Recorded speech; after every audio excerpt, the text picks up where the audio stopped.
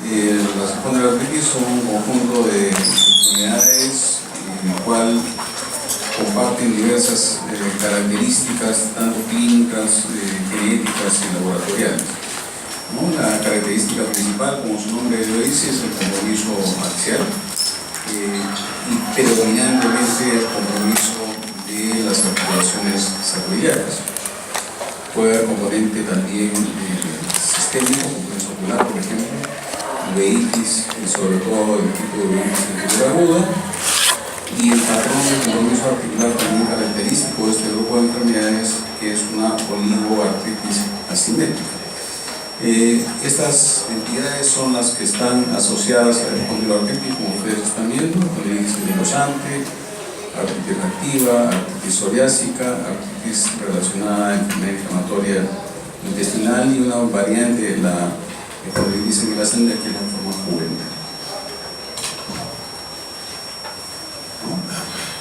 Entonces, como le decía, hay diversas características comunes de este tipo de enfermedades. La uveitis anterior aguda es una característica que puede ocurrir en cualquiera de las enfermedades, incluyendo las formas diferencial. El compromiso sacroiliaco puede estar asociado, y de hecho se asocia con el anquilosante, a la forma juvenil de espondiloartritis, realmente a cualquiera de ellas, ¿no? Con algunas variantes, ¿no? Entonces, el compromiso sacroiliaco, como mencioné, es prominente en este tipo de enfermedades. El patrón de compromiso articular, como está mencionado, es una artritis, una oligoartritis asimétrica de miembros inferiores, ¿no? Que es la característica principal de este tipo de enfermedades. Ya hemos mencionado la uveitis anterior aguda, usualmente unilateral, el compromiso de la centesis de la zona de unión de cápsula, tendones o ligamentos al hueso. La parte genética, el HLA-B27, que va a variar de acuerdo a la raza de las personas. Y por último, lesiones cutáneas y genitales. En cuanto al compromiso de la centesis, hay un índice de evaluación que se llama índice de Masses, el cual lo que evalúa es la inserción del tendón de Aquiles, y lo de abajo para arriba, inserción del tendón de Aquiles en el calcáneo, ¿no? Las espinas ilíacas posterior-superiores, el quinto espacio entre el L5 y S1, de la parte anterior, espinas ilíacas anterior-superiores, crestas ilíacas, segunda y séptima unión contro-esternal, ¿no? Se suman, son 13, ¿no? Y se va evaluando al paciente de acuerdo a cómo va yendo el compromiso de tesis. Hay múltiples tesis que se pueden evaluar, evidentemente, pero esta es, digamos, una forma resumida de evaluar como un índice de tesis. Okay. Una característica predominante también de este grupo de enfermedades es el componente axial y el dolor lumbar inflamatorio, que forma una parte importante de este tipo de enfermedades. Entonces, ¿cómo definimos dolor lumbar inflamatorio? Para empezar, es una lumbalgia crónica. Definida la lumbalgia crónica como un dolor lumbar de más de 3 meses de evolución, asociado a rigidez matutina axial mayor de 30 minutos. El dolor característicamente mejora con el ejercicio, pero no mejora con el reposo, a diferencia de lo que es la lumbalgia mecánica. Es prominente también y es importante el dolor nocturno. Ustedes le deben preguntar al paciente si cuando está durmiendo y en la madrugada el dolor lumbar lo despierta, usualmente después de las 2 de la mañana. Y por último, dolor glúteo alternante, ¿no? Entonces, estas son las características para definir una lumbalgia inflamatoria. Las espondiloartritis varían, como he mencionado, por regiones. en este slide vemos, por ejemplo, que la prevalencia de espondiloartritis es de 0.0095 en Japón, en Estados Unidos un 9%, en Alemania también alrededor del 2%, Rusia también va por ahí, adultos esquimos 2.5%, y usualmente va en relación la frecuencia de espondiloartritis con respecto a la frecuencia del HLA-B27. A mayor frecuencia del HLA-B27, también mayor frecuencia de espondiloartritis. En la población peruana, la frecuencia del B27 es relativamente baja. Esta frecuencia es la que estamos viendo acá, es de 1.35, y la frecuencia de espondiloartritis en nuestra población es también relativamente baja, ¿no? En líneas generales de espondiloartritis, 0.41% de la población en este estudio de prevalencia de enfermedades reumáticas, ¿no? Esto va asociado también a la poca frecuencia del B27 en nuestra población.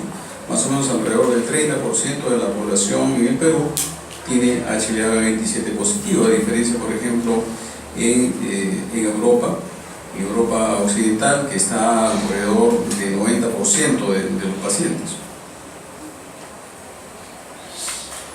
La tesis, como hemos dicho, es la zona de inserción del tendón, los ligamentos o la cápsula articular a nivel óseo, ¿no? Y esta zona de inserción es bastante característica de afección a nivel de este tipo de enfermedades. Acá hay una zona, por ejemplo, erosiva en la zona de inserción del ligamento articular. La dactilitis también es una característica usual en este tipo de enfermedades, y la dactilitis es definida como una tumefacción difusa de un dedo, ¿no? Esta dactilitis también hay que considerar que puede haber infecciones que nos pueden dar una dactilitis. Y la dactilitis ocurre por compromiso de tendones, extendones o flexores, asociado también a un componente de inflamación articular. Bien. Entonces, como habíamos mencionado, 90% de los pacientes caucásicos son B27 positivos, en nuestra población alrededor del 30%, y la presencia de este antígeno puede condicionar un riesgo de hasta un 50% de desarrollar la enfermedad. De ahí va la frecuencia de este grupo de enfermedades con respecto a la presencia del B27.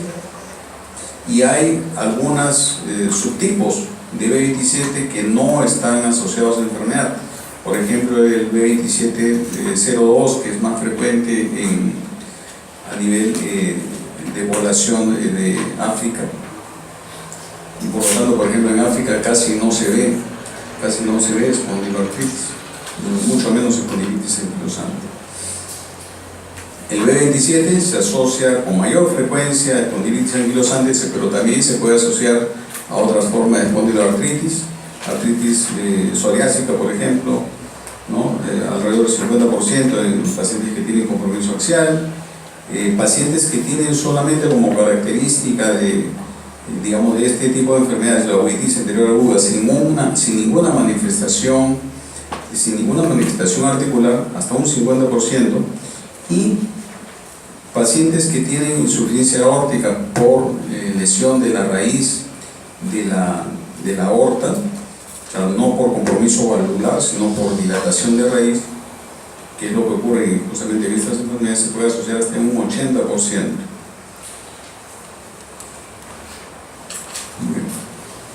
Entonces,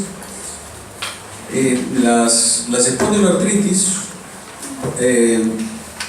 puede ser al inicio enfermedades indiferenciadas, o sea que no podemos catalogarlo en ninguna de las 5 entidades que hemos visto previamente, pero lo importante es definir si un paciente tiene un componente o un compromiso temprano de enfermedad.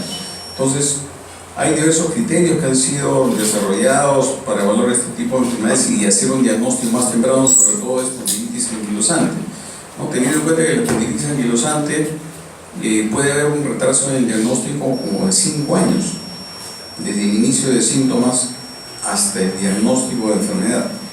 Entonces, la característica inicial que tenemos que definir es si un paciente que tiene dolor lumbar tiene componente inflamatorio o no. Entonces siempre sospechemos dolor o evaluemos la posibilidad de un dolor lumbar inflamatorio en una persona joven, ¿no? Una persona menor de 40 años con inicio de dolor insidioso, ¿no? Que presenta las características que hemos mencionado, ¿no? Dolor que mejora con el reposo, no mejora con el ejercicio, dolor nocturno, rigidez axial de más de 30 minutos, dolor glúteo alternante.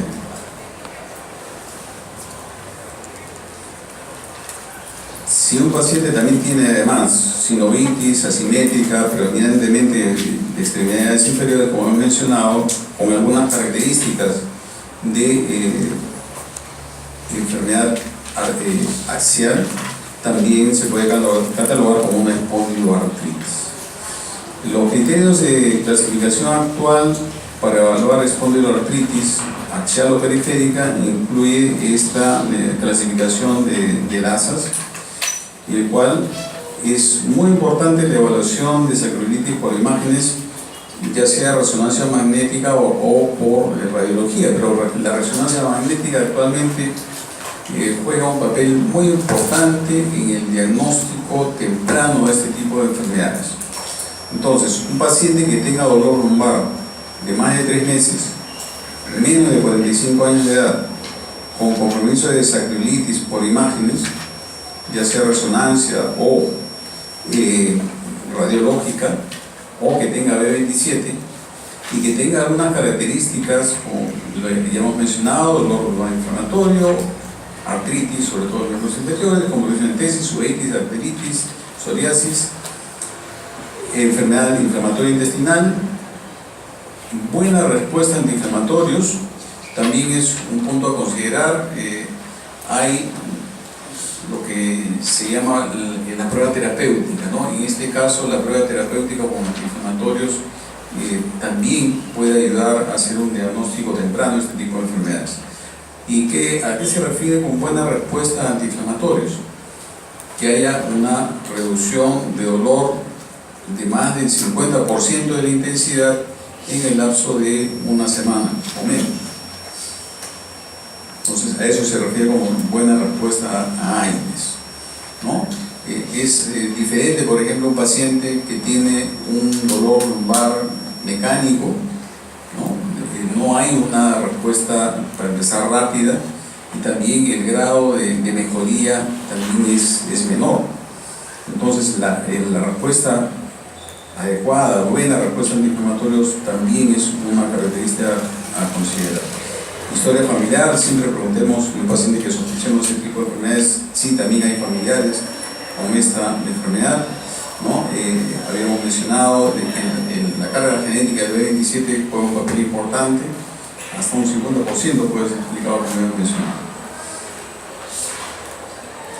Y espondiloartritis periférica, definida como artritis o entesitis, con características mencionadas previamente.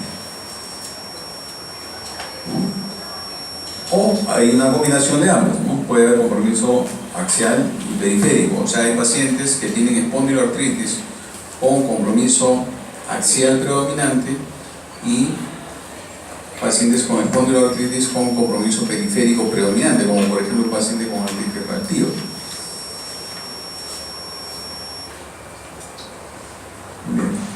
Entonces, esta es una muestra, por ejemplo, de un paciente con compromiso axial.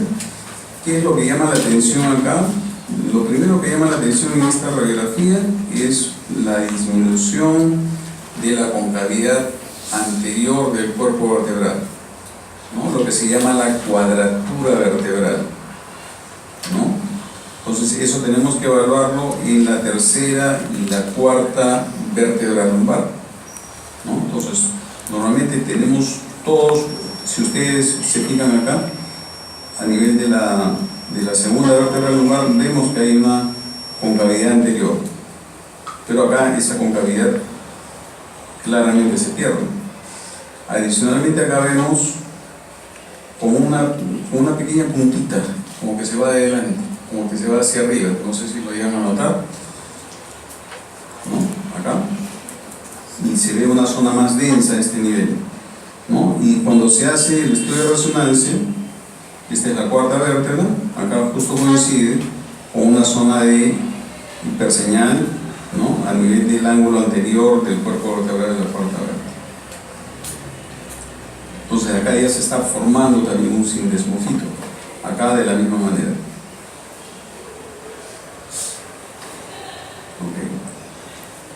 A nivel de resonancia magnética, como habíamos dicho, es útil para hacer el diagnóstico temprano. Esta es la secuencia que se llama de STIR, que lo que hace es suprimir grasa, ¿no? Es lo que se llama el T2 potenciado con supresión grasa. Y acá lo que vemos blanco, por ejemplo, este es el sacro, la zona por donde salen los nervios, ¿no? Entonces esta zona, acá hay líquido, ¿no? El líquido cefalorraquídeo. Y esta es la articulación sacroiliaca, y también vemos que adopta una coloración blanquecina, o sea, esta es una hiperseñal a nivel de la articulación sacroiliaca derecha, lo que no vemos en esta otra. Acá vemos una zona de hiperseñal.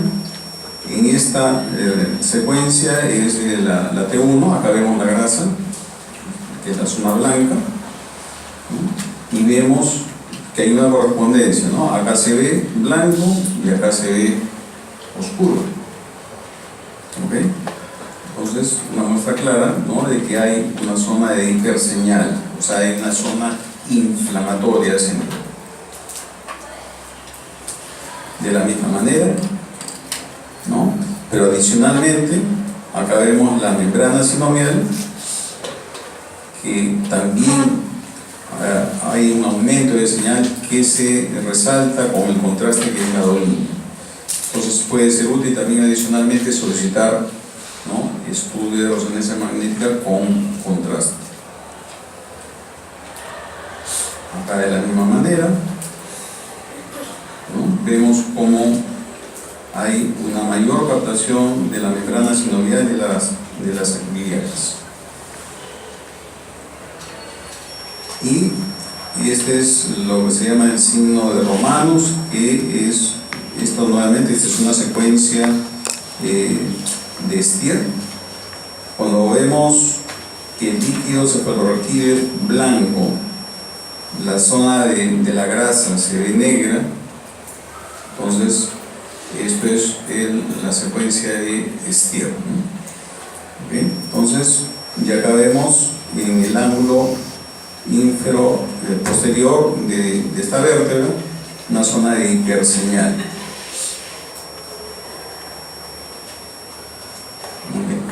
Entonces la resonancia magnética juega un papel muy importante actualmente en el diagnóstico temprano de estas enfermedades.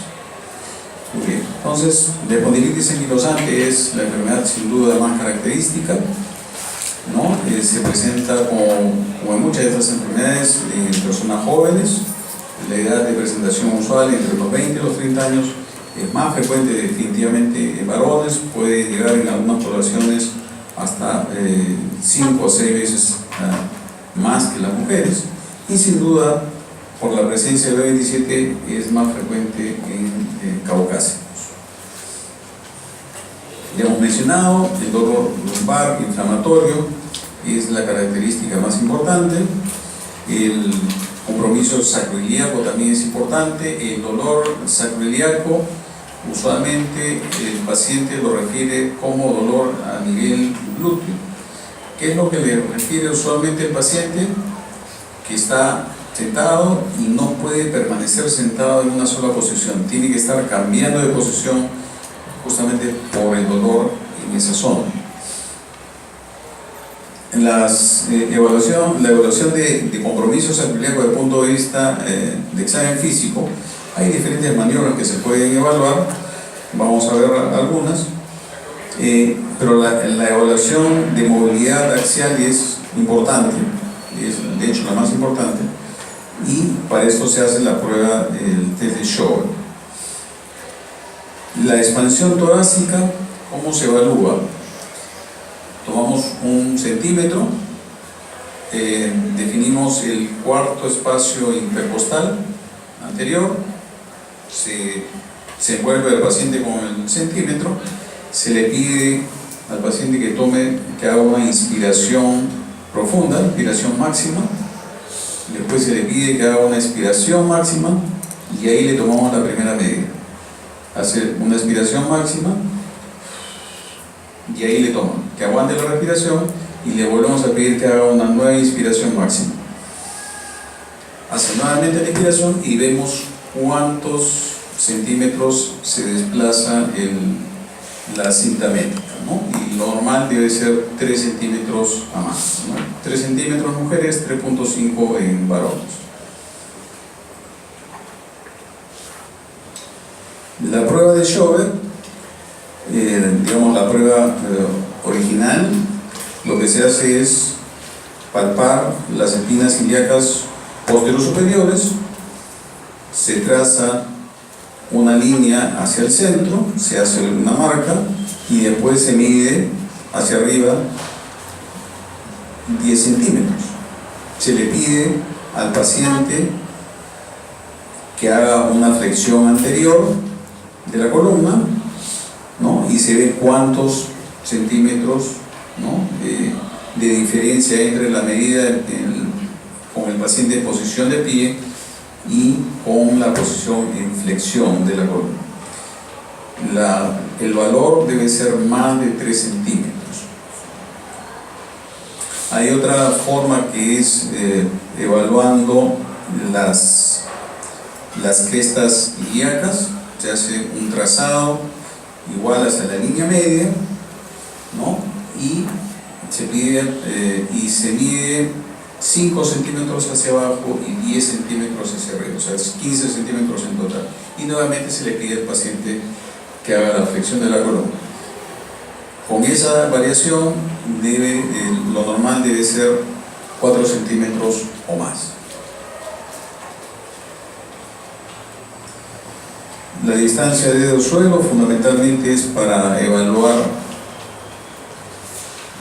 la medida. Esta medida es para cada persona, ¿no? Hay muchos de nosotros que estoy seguro no llegan al suelo, yo me incluyo, ¿no? Pero eso es fundamentalmente para ir evaluando cómo va yendo el mismo paciente, ¿no? Distanciamiento external normalmente debe ser 0 centímetros. El paciente o la persona debe pegar, ¿no? El mentón hacia el esternón. Distancia occipucio-pared normalmente debe ser 0, ¿no? Y la mejor evaluación desde el punto de vista de examen físico de sacroiliacas es la palpación directa, la presión directa sobre la articulación. O sea, duele o no duele, y ya está. Estas pruebas son realmente poco útiles, ¿no? Hacer una compresión interna de las crestas ilíacas o una apertura, ¿no? Y para que el resultado sea positivo, el paciente debe referir dolor en la zona sacroiliaca. Muy bien. Entonces, los criterios de clasificación para espondilitis anquilosante desde el año 1984 no han variado, se sigue manteniendo los mismos criterios de clasificación. De hecho, prácticamente son criterios de diagnóstico. Y la característica principal, como ustedes están viendo, nuevamente dolor lumbar por lo menos de 3 meses de evolución que no mejora el reposo y mejora el ejercicio, o sea, dolor lumbar inflamatorio. En otras palabras, movilidad lumbar limitada en los planos sagital y frontal, ¿no? Hacemos la prueba del test de Schober tanto anterior como lateral, la expansión torácica, como ya hemos mencionado también, y el compromiso sacroiliaco. Para los criterios de New York se requiere evaluación radiográfica, ¿no? Una sacroilitis radiográfica grado 2 o 4, 2 a 4 y lateral o unilateral 3 a 4 ya nos hace el diagnóstico. Habíamos mencionado, ¿no?, la cuadratura vertebral, ¿no?, la formación de los sindemófitos, que no es otra cosa que la calcificación del ligamento anterior del cuerpo vertebral o también del ligamento posterior, obviamente, porque puede haber sindemófitos tanto anteriores como posteriores. La sacroilitis grado 2 está definida como esclerosis de los bordes articulares con espacio articular conservado.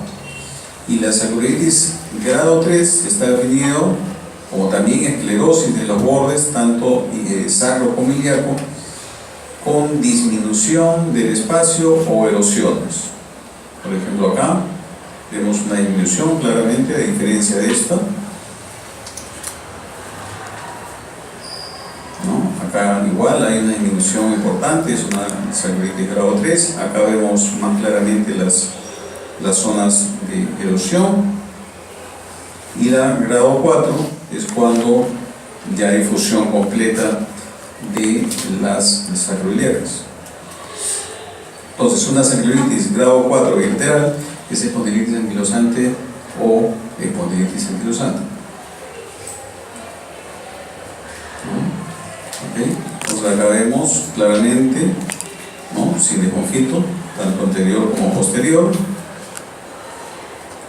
También en la vista lateral hay una calcificación de los ligamentos interapofisiarios, ¿no? Por eso se ve esta línea naranja, esto ya es la famosa caña de bambú, ¿no? Y ya en general esto ya pues evidentemente es una forma ya establecida y severa y avanzada de enfermedad, ¿no?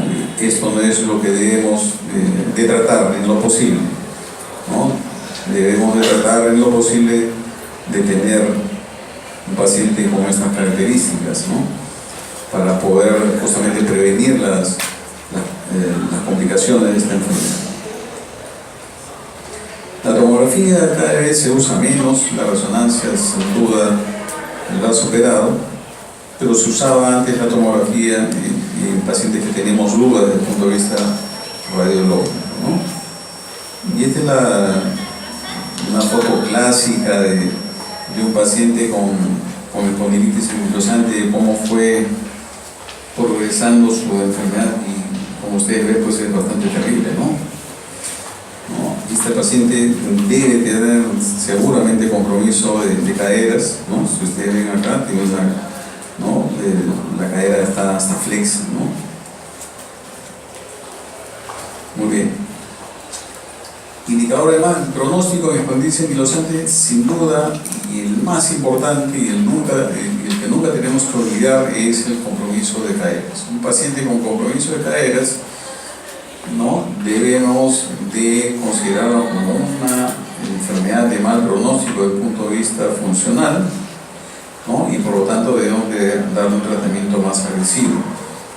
Se dice que debemos siempre a todo paciente con diagnóstico de espondilitis anquilosante hacerle evaluación de rango articular de cadera, justamente para detectar en forma temprana el compromiso del mismo, ¿no? La evaluación que siempre tenemos que hacer es la rotación externa de cadera, que es el movimiento más sensible que se compromete en esta enfermedad. Poca respuesta antiinflamatoria, como vemos, velocidad de excitación persistentemente elevada, ¿no?, etcétera, etcétera. Pero la afección de cadera debe ser nuestro punto principal de evaluación.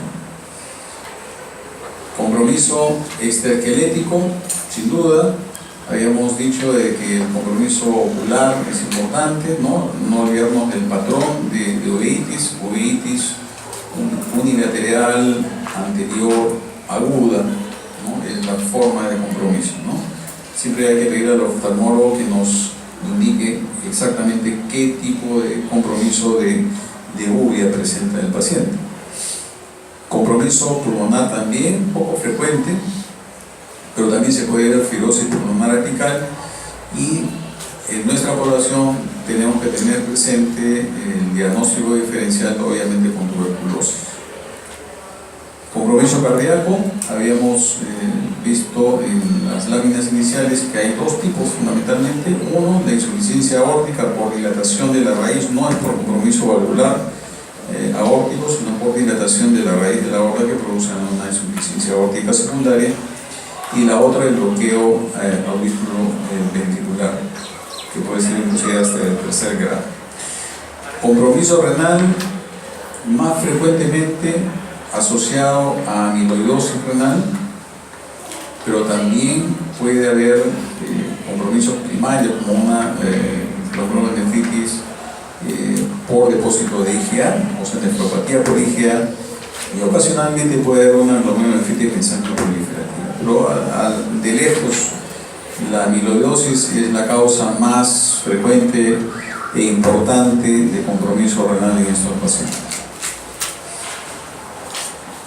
Muy bien, entonces, habiendo hecho el diagnóstico de espondilitis anquilosante, el tratamiento inicial, como en toda enfermedad crónica, tiene que ser la educación del paciente, explicarle cuál es la naturaleza de su enfermedad, cuáles son las consecuencias de la misma, cuáles son las terapias disponibles y cuáles son las consecuencias de esta terapia. Medicina física es fundamental en este tipo de enfermedades. La terapia física permite que el paciente tenga una mejor función, ¿no? Mejor tono muscular, etc. Los antiinflamatorios juegan un papel muy importante en el manejo de esta enfermedad, a diferencia, por ejemplo, de la artritis reumatoide, en el cual el uso antiinflamatorio fundamentalmente es usado para tratamiento de síntomas. En esta enfermedad, los antiinflamatorios también han sido demostrado de que reducen la progresión de enfermedad. Entonces, esta es una de las pocas enfermedades que tenemos que usar los antiinflamatorios a dosis plenas, ¿no? Y por tiempo prolongado. En cuanto a las drogas modificadoras de curso de enfermedad, la sulfasalazina es la más usada sin lugar a dudas, pero su eficacia está restringida fundamentalmente para pacientes con compromiso periférico. Las manifestaciones de compromiso axial realmente no tiene ningún beneficio o un beneficio mínimo. El metotrexate también puede ser usado para compromiso periférico, para compromiso axial tampoco tiene utilidad. Y lo que ha mostrado eficacia tanto para compromiso axial como periférico son los antiinflamatorios, sin lugar a dudas, y los inhibidores del factor necrosis tumoral alfa, ¿no? Cualquiera de ellos pueden ser usados, pero desde el punto de vista de farmacoeconomía, el infliximab no está considerado porque se tiene que usar dosis de 5 miligramos por kilo, a diferencia de la artritis reumatoide que se usa 3 miligramos por kilo. Entonces, pacientes que usualmente son varones, ¿no? Entonces pueden estar pesando 70, 80 kilos, tenemos que usar 4 frascos a 5 de infliximab. Y si para artritis reumatoide el costo anual está alrededor de $15,000, para este tipo de enfermedades estará pues alrededor de 30,000. Entonces, desde el punto de vista del fármaco económico, el infliximab no está considerado usualmente, ¿no? En cambio, el etanercept para adalimumab se usa a dosis fijas, adalimumab 40 miligramos subcutáneo cada 2 semanas, etanercept 50 miligramos subcutáneo semanal, certolizumab peor, que se usa subcutáneo también mensual, al igual que el ipilimumab.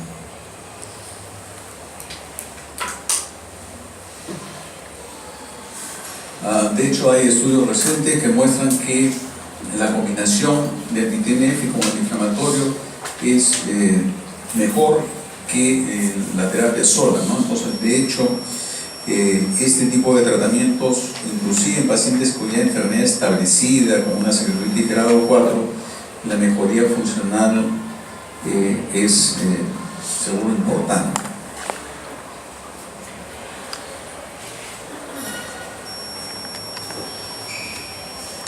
¿No? Este es un gráfico que muestra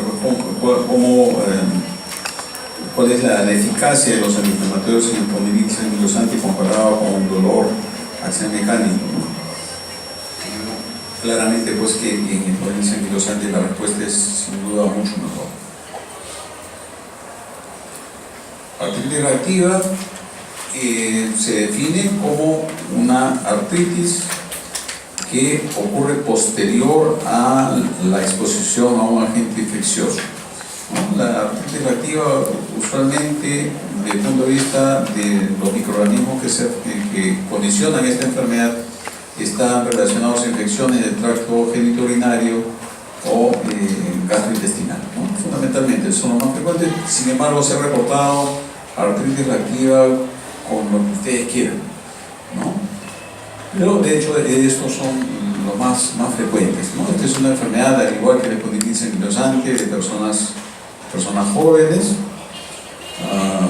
¿Por qué razón? No tengo idea, pero se presenta mucho más frecuente en personas jóvenes. Probablemente por la exposición a los agentes microbianos, sobre todo en los varones, en la parte urogenital, ¿no? Es raro en niños, y sí frecuente en raza negra, nuevamente por la menor frecuencia de B27 y por el subtipo de B27 que tienen las personas de raza negra. Y un punto importante de la artritis reactiva es que se resuelve dentro de los 12 meses de iniciado el proceso, ¿no? O sea, el pronóstico en líneas generales de un paciente con artritis reactiva es bueno.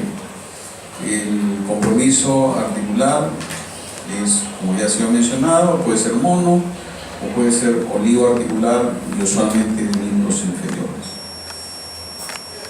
Puede ocurrir sacroilitis, puede ocurrir condilitis y obviamente entesitis, pero la característica principal es una mono-oligoartritis que ocurre posterior a un proceso infeccioso dentro de las 4 semanas de ocurrido el mismo, ¿no? Entonces tiene, por ejemplo, un varón de 20 años que tiene su primera experiencia sexual y pues por suerte, su mala suerte, contrae una infección por clamidia, ¿no? Hace una uretritis y a las 4 semanas artritis de rodilla o artritis de tobillo, ¿no? Entonces es importante hacer la definición de la exposición previa a la infección, ¿no? Entonces un paciente joven con una mono o oligoartritis de miembros inferiores sin otro tipo de manifestaciones, artritis reactiva hasta que se demuestre lo contrario.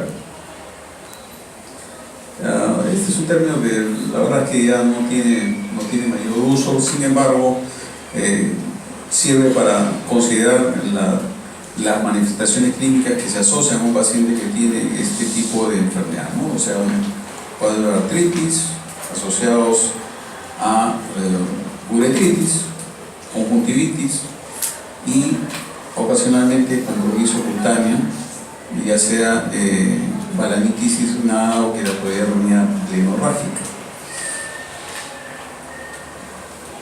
Tener presente, ¿no? Habíamos mencionado que un 80% de los pacientes la enfermedad se resuelve dentro de los 12 meses, pero hay un grupo de pacientes que pueden progresar o que pueden, digamos, ir apareciendo otras manifestaciones de otra enfermedad, fundamentalmente espondilitis anquilosante. De hecho, hay un grupo de pacientes que tienen diagnóstico final de espondilitis anquilosante, pero empezaron clínicamente como una artritis reactiva. Y estas son las lesiones de la queratodermia lemorrágica, ¿no? Lesiones eritemato-inflamativas, usualmente localizadas a nivel plantar o palmar, ¿no? Como ustedes ven. Lo mismo. Puede haber también compromiso de mucosas, como ustedes están viendo, ¿no? Compromiso a nivel de glande, ¿no? De la balanitis seccionada. Otra lesión de balanitis, como ustedes están viendo. Entonces, que son parecidas a las lesiones que hemos visto en el nivel de la planta del pie. Bien. Entonces, lo mismo. Y estos son los gérmenes que condicionan con más frecuencia la artritis reactiva, ¿no? En general, en cuanto a los entéricos, los enteroinvasivos usualmente, ¿no? Campylobacter, Yersinia, Salmonella, Shigella, ¿no? Y a nivel del tracto genitourinario, a la cabeza, ¿no? Sin duda la Chlamydia trachomatis.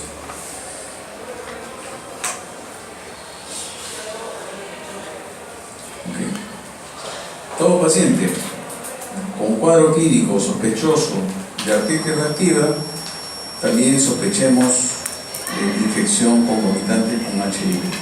Es una manifestación reumática frecuente de pacientes con HIV. Entonces, un paciente joven con artritis reactiva, descartemos siempre esa posibilidad.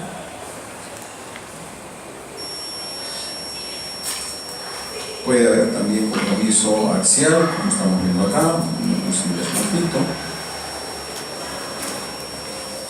Y ¿cómo hacemos el diagnóstico de infección por clamidia? El paciente con síntomas urogenitales, se puede hacer estudios serológicos para clamidia, ¿no? Y si el diagnóstico es probable de una artritis reactiva por clamidia, pues entonces se toma muestra adicional. O sea, si esto sale positivo de la serología, se toma un hisopado uretral, ¿no? Y con eso se hace el diagnóstico definitivo de una artritis reactiva por clamidia. O de hecho podemos hacer ambos, ¿no? Tanto estudios serológicos, si la sospecha es fuerte, ¿no? Estudio serológico y muestra de hisopado uretral. Y este es, de hecho, el primer estudio que ha mostrado eficacia de tratamiento antibiótico en artritis reactiva. Se supone que la artritis reactiva no es una artritis infecciosa, obviamente, ¿no? Porque se supone que no debemos encontrar partículas completas de ningún germen, ¿no? Es una reacción del organismo a la exposición a un germen, ¿no? O sea, de hecho la teoría más frecuente pues es el mimetismo molecular, pero algunos estudios sugieren de que la clamidia, al ser un germen intracelular, también es posible, y de hecho se ha mostrado de que se ha podido aislar germen de clamidia a nivel de membranas sinoviales pacientes con artritis reactiva. Entonces ese es el sentido de por qué usar tratamiento antibiótico en pacientes que tienen una artritis reactiva inducida por clamidia. Bueno, y usaron dos esquemas principalmente, doxiciclina 200 miligramos diarios, vancomicina 300 diarios,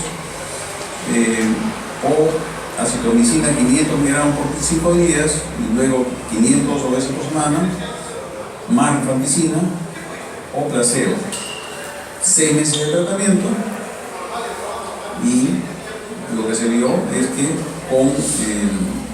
con tratamiento antibiótico, ¿no? De acitromicina con rifampicina o doxiciclina con rifampicina, había una reducción en el número de articulaciones infartas, había reducción en el número de articulaciones dolorosas, y por lo tanto actualmente pues, es importante identificar si es que hay infección por clamidia trachomatis para justamente dar este esquema terapéutico, ¿no? Que reduce la actividad de enfermedad y nos condiciona una curación mayor del paciente.